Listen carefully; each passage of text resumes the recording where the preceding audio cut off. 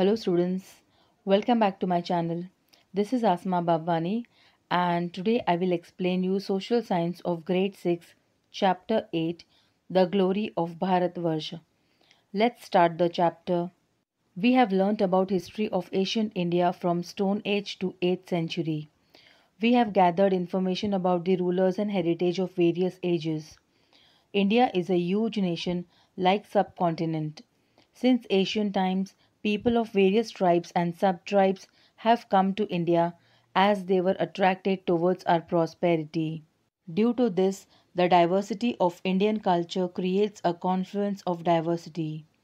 Jawaharlal Nehru has called it unity in diversity. We will gather information about art and architecture and social life of our country so that we can get information about the glorious heritage of the people of ancient India. My dear students, since ancient times, people of various tribes and sub-tribes have come to India, attracted by the prosperity of India. As a result, there is a confluence of diversity in Indian culture. Jawaharlal Nehru calls it as unity in diversity. Ancient India, agriculture. We get maximum food we consume and things we use in our daily life from farm products. Farming began in ancient India. In those days, also various tools and irrigation facilities were developed for farming. In ancient times, wheat, barley, paddy, jawar, millet, sesame, peas, etc. were cultivated. Students, in ancient India, there were an arrangement of various tools and irrigation facilities developed for farming. At that time, wheat, barley, paddy, that is rice, jawar, that is sorghum, millet, sesame, peas, etc. were cultivated. Tools.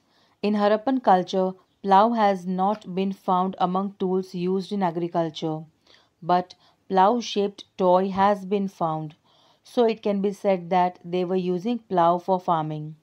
Use of iron tools had been increasing in the field of agriculture. It includes axes for clearing forest and front portion of plough used for ploughing soil. In addition, they were familiar with sickle, axe, etc. also. Students, the plough-shaped toy has been found in Harappan culture. It can be said that plough would be used in farming at that time. Irrigation. Without rich villages, it was difficult for kings and their kingdoms to survive. Just as new tools and seedlings were important steps for development of agriculture, irrigation also proved to be very useful. At this time, canals, wells, lakes, and artificial reservoirs were created for irrigation. Students, 2500 years ago, the iron tools like an axe, plough, sickle, etc. were used in the field for agriculture. In ancient time, canals, wells, lakes, and artificial reservoirs were created for irrigation. Ancient India rural life. Life in the village of north and south was as follows. The head of the village was called Gram Bhojak in the North India. Usually people from the same family remained on the post for generations. This post was hereditary. Gram Bhojak used to be the biggest landowner in the village. This landowner used to keep people on rent to do farming. King also gave him responsibility of collecting revenue. He looked after law and order situation also. There were three types of people living in southern India: big landlords, small farmers, and landless laborers, that is, servants. Students, in North India, the head of village was called Gram Bhojak. The Gram Bhojak was selected mainly as the biggest landowner of a village. This post remained hereditary. The king also gave the responsibility of collecting revenue to the Gram Bhojak. There were three types of people in South India: big landlords, small farmers, and landless laborers. Life in towns. Most of the cities were capitals of Mahajanpads about 2500 years ago. These cities were protected by fortification. Spherical wells have been found from many cities, which were known as wells. These wells were used for toilets, drains, or dustbins. People in rural areas and urban areas used wheat, barley, rice, milk, curd, ghee, fruits, etc. and meat and fish for eating purpose. Students, most of the cities of this time were capital cities. The fort was built around the capital. The wells were built for toilets, drains, and dustbins. They are called spherical wells. The people of rural and urban areas used to take wheat, barley, rice, milk, curd, ghee, fruits, meat, fish in their food. Usually, men and women wore two clothes. The cloth they wore on the lower part of the body was called nivi, and the cloth worn on the upper part of the body was called vas. Sometimes they wrapped a cloth like dupatta around the upper part, which was called adivas. Students, the men and women generally wore two clothes. The cloth of upper part of body was called vas, while the cloth of lower part of body was called nivi. Sometimes they wrapped a cloth like dupatta called adivas on the upper part. Ancient Indian art. Historians divide art in two parts. First is fine arts and second is performing arts. Fine arts included drawing, painting, literature, architecture, music, clay art, etc., while performing arts included dance and drama. We will look into these matters in detail. Students, the historians divide the art of ancient India in two parts. First is called as fine arts, which includes drawing, painting, literature, architecture, music, clay art, etc. And the second one is performing arts, which is called dancing, performing dramas, etc. Literature in India. Indian literature is divided into three sections: religious, non religious, description by foreign travelers. Students, we will study about these three sections. The first one which we will study is religious literature. The Vedas are included in the oldest literature of India. There are four Vedas: Rig Veda, Yajur Veda, Samaveda, and Atharva Veda. Brahmin texts and Aranyakas were created to explain the Vedas, in which Shatpat Brahmin, Gopat Brahmin, and Brihadaranyaka may be considered as most important. Apart from this, Ramayana and Mahabharata epics are a triangular confluence of ancient Indian society, culture, and religion. Mahabharata, written by Ved Vyas, was initially known as Jai Sanhita, which kept on increasing up to 1 lakh shlokas, and Mahabharata was created. Similarly, Ramayana, written by Valmiki, depicts social life and moral standards along with Sri Rama's story. About 108 Upanishads of original Indian compilation Katha, Kena, Prasna, Mundaka, Mandukya, Ishavasyam, and Chandogya. Upanishads are great texts of Indian philosophy. The number of Puranas is 18. Among them, Vishnu Purana, Garud Purana, Vayu Purana, Matsya Purana, as well as Bhagavad are known as special texts. We find information about life and religion of Buddha and Jain texts. The original texts of Buddhism are called Tripitaka. It includes Sukta Pitaka, Vinaya Pitaka, and Abhidham Pitaka. Along with these, Diddha Nikaya, Anguttar Nikaya, and Majjhim Nikaya are other important texts. Milind Panho of Nagsen and Srimul Kalpa of Arya Manijishi are important Buddhist texts. Two of Buddhist text writers in Tibetan language are Kangyur and Tengyur. Mythical stories, that is, Jatak Kathas, Diddha Nikaya, Majjhim Nikaya are also Buddhist texts. In addition, Brihat Katha, Harivansh Purana, Vasudev Hidi, Siddhem Shabdanushasana, Dvashraya, and Kiriti Kaumudi are main texts. Jain texts are called Agam texts. There are 12 Agam Granths. The ancient Jain literature is divided into 14 pars and 12 texts, that is Anga. The main texts include Agams, Acharanga, and Vitalik Dashavitalik Sutra. Students, Vedas are included in the oldest religious literature of India. There are four Vedas: Rig Veda, Yajur Veda, Samaveda, and Atharva Veda. Brahmin texts and Aranyakas are created to explain Vedas. Among them, Shatapat Brahmin, Gopat Brahmin, and Brihadrayag are main texts. At this time, some epics, about 108 Upanishads, 18 Puranas, and many texts of Buddhism and Jainism were composed. Upanishads Katha, Kane, Prashna, Mundak, Mandukya, Ishavasyam, and Chandogaya, etc., are the main Upanishads. Upanishads are the great text of Indian philosophical thoughts. Puranas Vayu Purana, Vishnu Purana, Garud Purana, Matsya Purana, Bhagavad Purana, etc., have become famous as special texts. In ancient time, the texts like Agam text of Jainism and Tripitak of Buddhism were composed. Non-religious literature. Literary texts whose content is other than religious are called non-religious literature.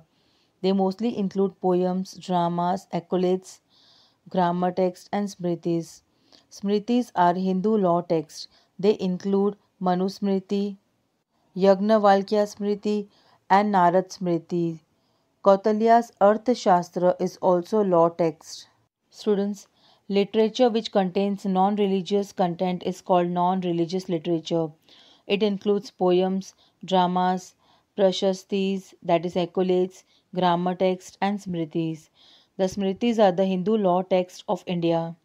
They include Manusmriti, Yagnavalkya Smriti, and Narad Smriti. Arthashastra of Chanakya is famous law text. A large number of plays and poems were written in ancient India. These include great poets like Mahakavi Bhas, Kalidas, Shudrak, Bharvi, etc. Among such important epics, Abhigyan Shakuntalam, Raghuvansham, Meghdutam, Kiritarjunam, Swapna Vasavdattam, and Mricha Katikam are included. In South India, a special literature called Sangam literature was composed. It was composed in first three centuries. About 1600 folk poets composed heroic poems on three sangams, that is meetings in Madurai. In this literature, Shilpadikaram, Mani Mekhalai are very important. Best grammar text in Sanskrit is Panini's Astadhyay, which was composed in 5th century BC. Ashoka's inscriptions also inform us about administration during Mauryan Empire and ethical rules of Buddhist religion of ancient India. Citation poetry and text developed greatly during Gupta age. Hari Sen was writer of Samudragupta's Prayag Prashasti. Veer Sen Sabha was the writer of Prashasti of Chandragupta II of Udaygiri. Bana has praised Harsh in Harsh Charita. Students, the great poets like Kalidas, Bhas, Shudrak, Bharvi, etc. were the great poets of Sanskrit literature. Abhigyan Shakuntalam, Raghuvansham, Meghdutam, Kiratarjunyam, Swapna Vasadattam, and Mritchikatikam were the important epics and plays. The Sangam literature, known as the spherical literature of southern India, was written in the first three centuries of the Christian era. Sangam literature includes heroic poems like Shilpadikaram and Manimekalai. Astadhyay of Panini is the best grammar text of Sanskrit literature. Description by foreign travelers. Many foreign tourists have been coming to India since centuries who have returned their travelogue. These travelogues gave us information about Indian culture and life of people. Among such travelers, Greek ambassador Megasthenes, who lived in the court of Chandragupta Maurya, is very important. He has written an excellent book named Indica, from which we get information about the Mauryan age. Similarly, a book written by a Greek sailor, Ptolemy, about geography gives us information about ports of India. Fa Hien, a Chinese traveler who came at the time of Chandragupta II, and the Chinese traveler Hien Sing, who came at the time of Emperor Harshvardhan, have given a unique description of Indian social life, rulers, and culture of that time. Students, many foreign travelers have given information about the life of the people and the culture of India during the times when they visited India. For example, foreign travelers like Megasthenes in the period of Chandragupta Maurya, Fa Hien came in the period of Chandragupta II, Hien Sing in the period of Harshvardhan. They came to India and mentioned the important information of India in their travelogues.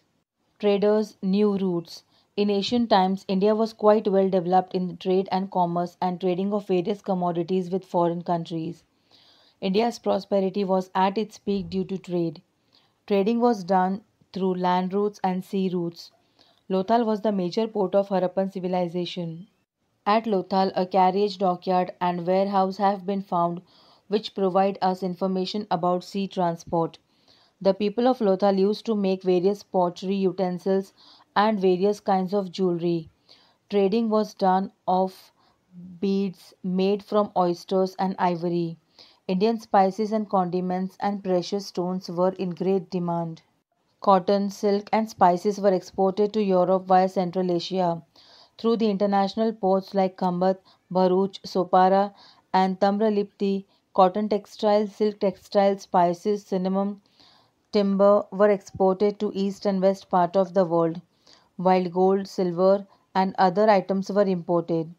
Many people used to travel from China to the remote areas on foot and on horseback. They used to carry silk cloth with them. The route they traveled on was known as Silk Route. The merchants of mainly China, India, Iran, Arabistan, Greece, and Rome were associated with this trade route. Ports of South India were known centers for exporting black pepper and other spices. Students, in ancient times, India was quite well developed in trade with foreign countries. At that time, trade in the country and with abroad was done by land and sea routes. Spices, condiments, precious stones, cotton, silk, and timber were exported from India, while gold and silver were imported into the country. The trade of ancient India to Europe was done through water route through Central Asia. The trade was done through sea route in the eastern and western part of the world through the international ports like Khambat, Bharuch, Sopara, and Tamralipti.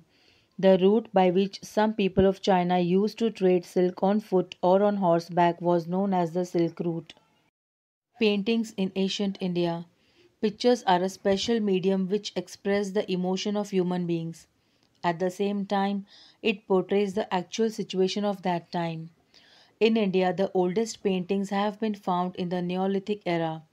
More than 500 paintings of Neolithic age drawn by primitive man have been found in Madhya Pradesh from a place called Bhimbetka, which look lively even today.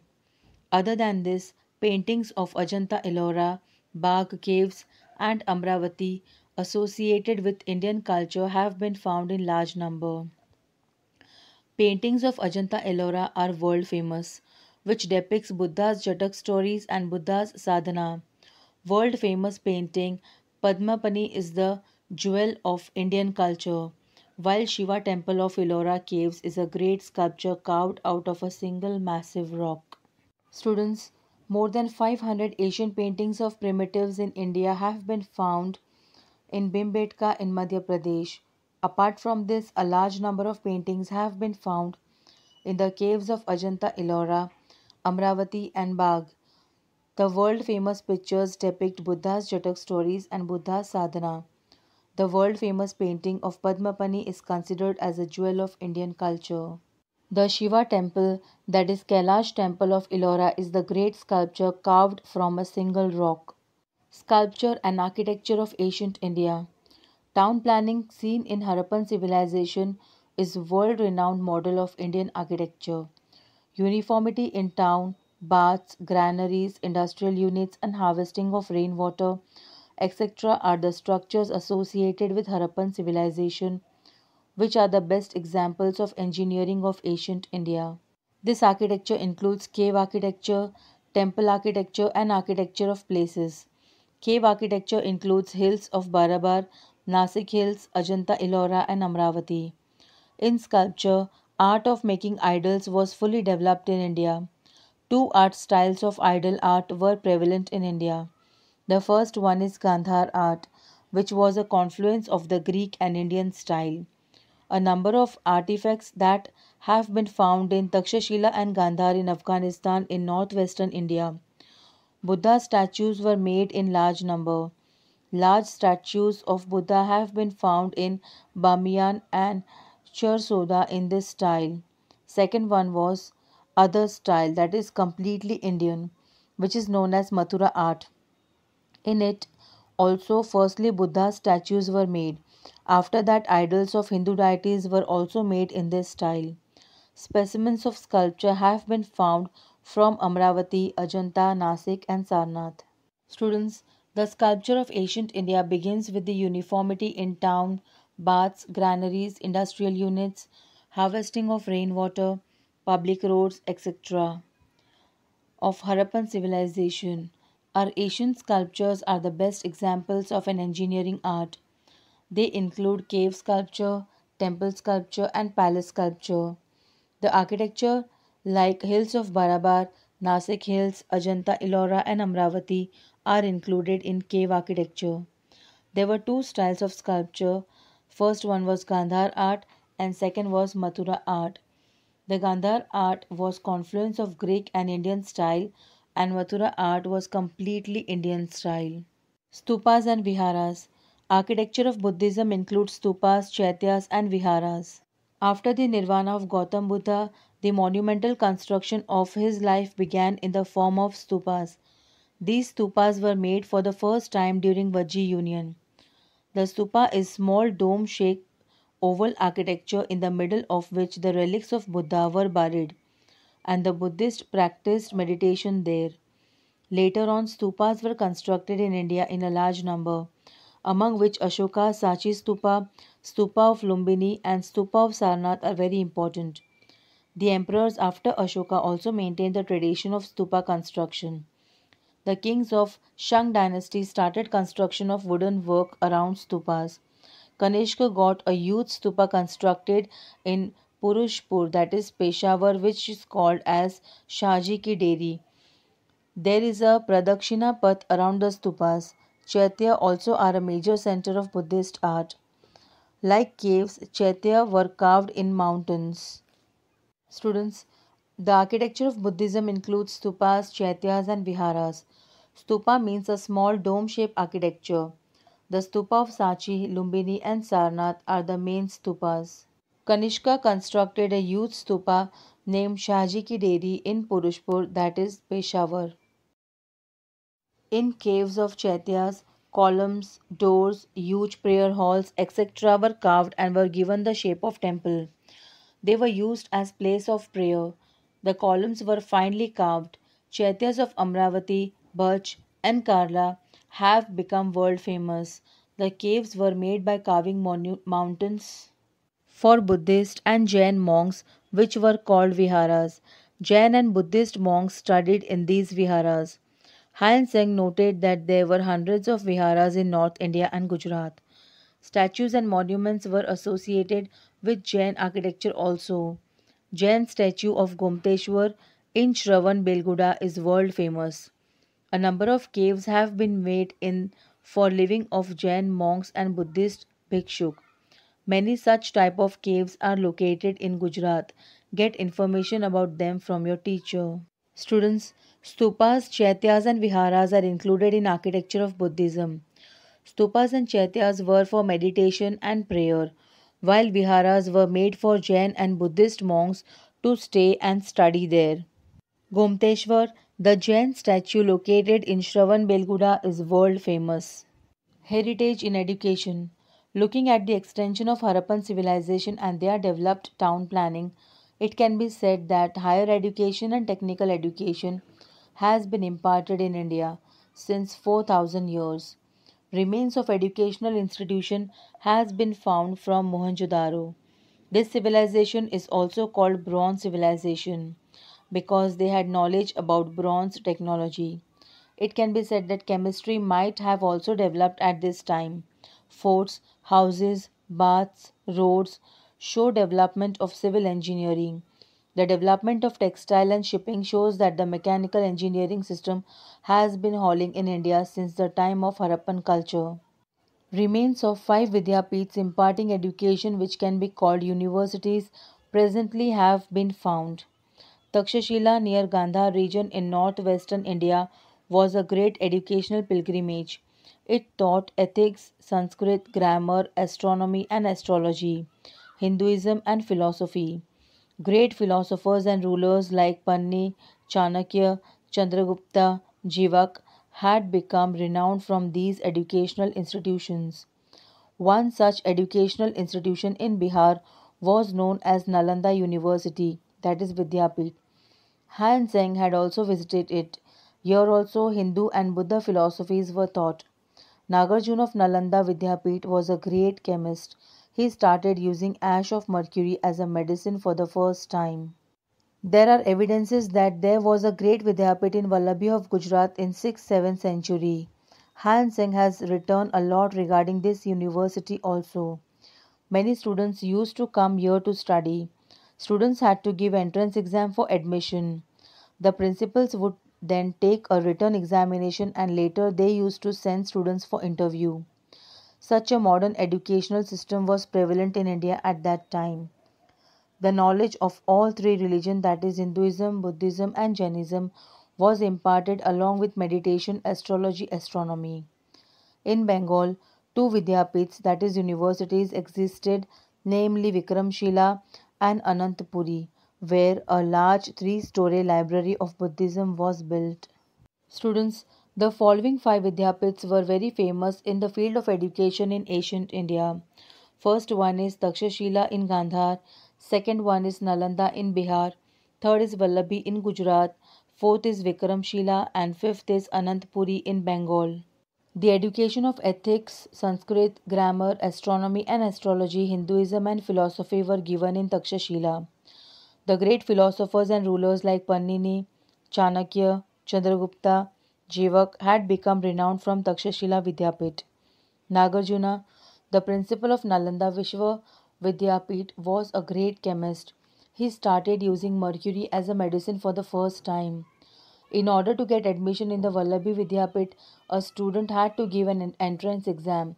Chinese traveler Han Seng visited this Vidyapit. Students, in 6th or 7th century AD, Maitrak dynasty ruled in Gujarat. At this time, Vallabhi University was developed as an education center in Gujarat. Vallabhi University is believed to be located near Vallabhipur, near Bhavnagar. The Chinese traveler Han Seng came to this time to India and visited Vallabhi University. He praised Vallabhi University a lot. In ancient time, Vallabhi University became famous as a modern university. The modern education system was implemented in Vallabhi. Here, the student had to give a return test, that is entrance exam, named Praveshika for admission. After the return test, the student was called for an interview with the principals. After that, he was admitted to the university on the basis of merit. In Vallabhi University, contemplation of all three religions, that is Hindu, Jain and Buddha, as well as meditation, astrology and astronomy were taught. Vallabhi University became famous in India and in the world because of its special education system. It was really an international university. Coins. Coins are an important source to know about prosperity of Indians in the past. Oldest coins in India are known as Panchmark coin of 5th century BC. Afterwards, Indo-Greek rulers introduced a special kind of gold coin on which the king's mark, his photo, and his time was mentioned. From this, we learn about the history of that time. The coins of Gupta age are the best. Samudragupta's coin with his picture of playing veena and killing lion, coin of Chandragupta with picture of king and queen and Garuda, Chandragupta II Vikramaditya coins and Sri Vikrams and Garud flag coins have been found in large number. These coins are mostly of gold, which gives information about India's immense prosperity of the time. The consistent development of India has been taking place for centuries. Almost all branches of knowledge are flourishing and developing in our country. India's great cultural heritage is unique throughout the world. Students, the oldest coins in India are known as Panchmark coins. After that, Indo-Greek kings started the special types of golden coins. The best coins found belong to the Gupta era. India's great cultural heritage is unique throughout the world. Students, here we end our chapter 8, The Glory of Bharatvarsha. Students, if you like my videos, don't forget to subscribe the channel Asma Babwani. Click on the bell icon to get the latest updates. Like the videos, share the videos, and do comment on all the videos.